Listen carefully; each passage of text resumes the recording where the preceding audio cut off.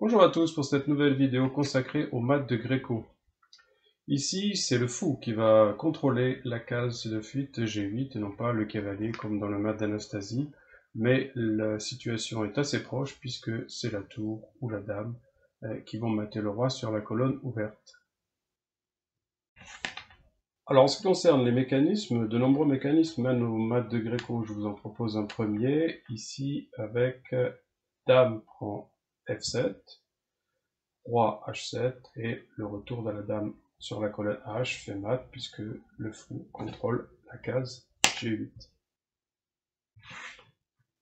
Alors voilà un autre mécanisme qui implique trois pièces, le fou, la tour bien entendu et le cavalier. Pourquoi le cavalier? Il va venir en G6, ici attaquer le roi, faire bouger le pion, l'obstacle H7 et on retrouve notre mat de Gréco avec tour H1 mat.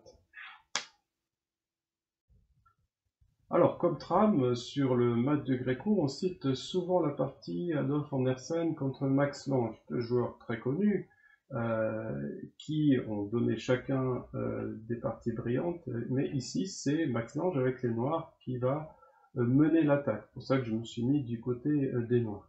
La partie commence par la défense espagnole, E4-5, cavalier F3, cavalier C6, fou B5, et dans la partie espagnole, ici, Max Lange va jouer la défense Bird, cavalier D4. C'est un peu différent du Gambit Blackburn, qui est cavalier D4 sur fou C4, ça ne tombe pas de piège, mais on va voir que cela peut aussi être efficace. Andersen perd un temps avec fou C4 ici, ce qui n'est pas la meilleure idée, cavalier F6, E5, et Max Lange joue tout de suite D5. C'est une réaction tout à fait naturelle sur E5, on gagne un tempo sur le fou C4 et on renforce la case E4 pour le cavalier. Alors avant de jouer cavalier E4, Max Lange va jouer le coup intermédiaire fou G4, attaquant la dame. Alors, la dame n'est pas perdue, bien sûr, puisqu'on peut jouer F3. Mais Max Lange maintenant va jouer cavalier E4, offrant le fou, puisque le cavalier est imprenable à cause du clouage du pion F3 sur la dame D1. Mais que se passerait-il si Andersen prenait le fou? Eh bien, vous voyez l'affaiblissement de la diagonale H4 E1. Bien sûr, on ne peut pas fuir avec le roi, sinon on serait mat assez rapidement. Et ici, ce serait déjà mat. Donc, on va pouvoir jouer G3 pour parer l'échec, mais après G3, les noirs profitent du clouage du pion H2, et si pion prend cavalier, dame prend, tour, roi E2 pour garder la défense de la dame D1, et après dame G2, toujours beaucoup de problèmes. Donc, après fou G4, Andersen a préféré faire le roc. Et là, un coup très très fin de la part de Max Lange, il va jouer un coup d'obstruction en jouant D3. Il laisse toujours le fou attaqué. Son idée maintenant, c'est d'amener le fou de case noire pour attaquer le roi G1. Vous voyez qu'il profite des cases noires déjà sur la diagonale H4-E1, mais maintenant sur la diagonale A7 G1. Après D3, Andersen va prendre le fou, fou C5 échec, roi H1. Et on pourrait évidemment être tenté par dame H4, mais là, Max Lange a une vision tactique extraordinaire. Il va jouer cavalier G3 échec. Alors, on est obligé de prendre avec les blancs. Et maintenant, dame G5. Et vous voyez qu'on retrouve notre mat de Gréco avec l'idée dame H6 mat.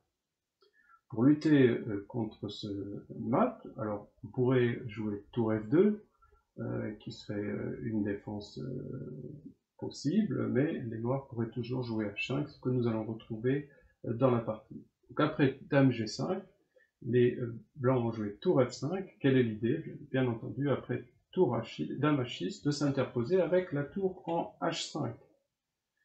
Mais après tour F5, Max Lange a une magnifique possibilité de faire venir la tour, il laisse la dame en prise et joue H5 quand même. Et si tour prend dame, pion prend G4, H5 prend G4, et après tour H5, on retrouve notre mat de Gréco. Alors dans la partie après H5, Andersen a fait G prend H5, et après Dame prend F5, menaçant toujours de prendre en H5, G4, Dame F2, renouvelle, c'est intéressant ici, le thème le motif du mat 2 de mat du Gréco, et après G3, Dame prend G3, quelques coups encore, Dame prend G4, et on voit qu'ici, après tour prend H5, la partie est terminée. Donc, ce qui est intéressant dans cette trame, dans cette partie Andersen-Max Lange, c'est, vous voyez, l'exploitation des diagonales, le sacrifice d'une pièce, et ensuite, à partir du moment où il contrôle la case de fuite, eh bien, il va tout faire pour ouvrir la colonne H et réaliser son mat.